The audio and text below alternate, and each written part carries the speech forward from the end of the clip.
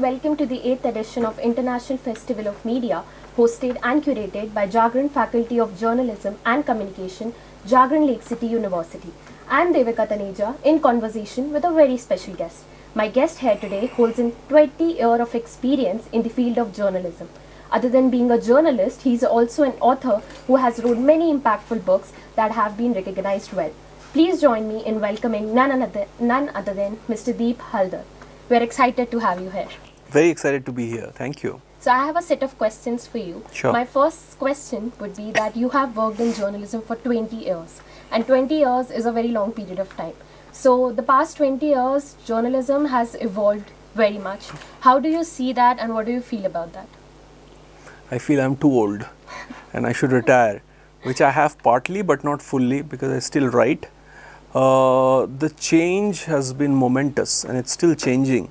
I think more than what I feel or people of my age bracket feels, I think it's important for young people like you to figure out how journalism is changing and to learn ways of being relevant, staying relevant as such momentous change take place, because it's not as if it was something and it has become something solid. It's very fluid. Okay, there's AI, there are YouTubers, podcasters, legacy media, so-called legacy media is being challenged. Okay, people are doing various kinds of journalism and some of it is pretty good.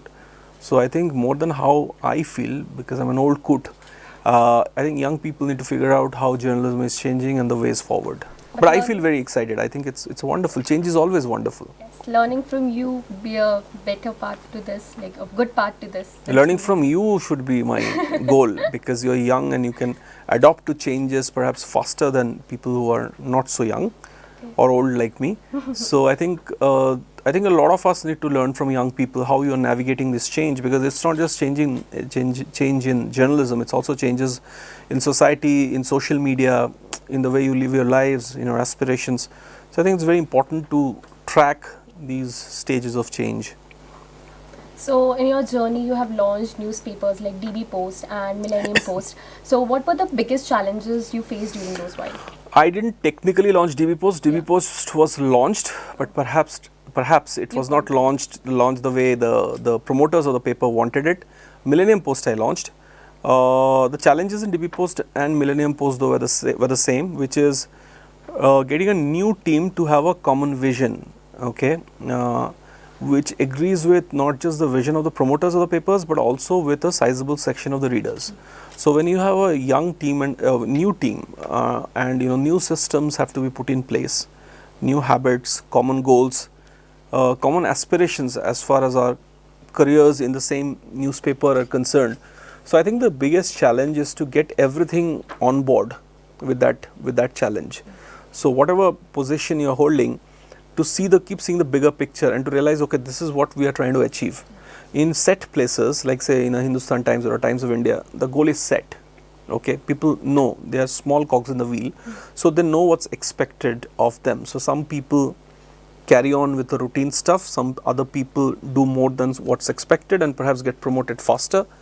But in a new space, you have to create that vision. So that was the challenge. Oh, great. So as we discussed in your session earlier, and even the question remains the same, that you have written on many sensitive topics in your books like Blood Island and also Being a Hindu in Bangladesh. So what made you actually write those topics? I have this affinity towards not doing what's been done by others, not playing safe. So I think I also choose topics which I think will push me to give more of me as a journalist and a writer, and also shake up the system. So I think it's a bit of that. That's also why I took up journalism as a profession. But having said that, these are also topics that are very close to my heart. So it's not as if I went hunting for topics which are only challenging. I also picked up topics that I thought I knew something about and I wanted to explore them more. But I think I don't like, as a person, very safe spaces. So I think I ended up choosing topics which are quote unquote controversial. So it's stepping out of your comfort zone as Always. I mean, I think that's what makes at least me going, to step out of your comfort zone. Okay, so my another question would be if you want to say anything to the aspiring journalist out there in the world. aspiring journalists here, you're very bright. Try to be in class more, every class, don't bunk so much, because if not all of it, some of it will come in handy when you go out and look for jobs, and when you get those jobs to carry on your profession.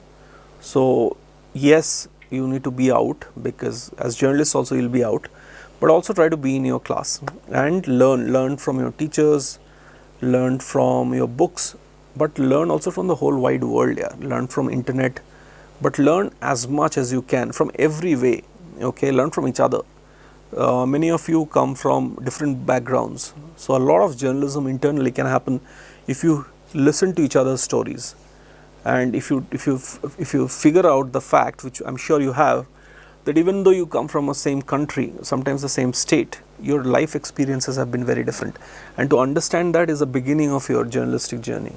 So like learning is eternal. Learning is eternal. You keep learning. So I think don't say no to learning. Yeah. Say yes to fun, but don't say no to learning. That was a very insightful conversation. Thank you. With camera person Sanya Mehta, Devika Taneja, keep watching Lake City Live.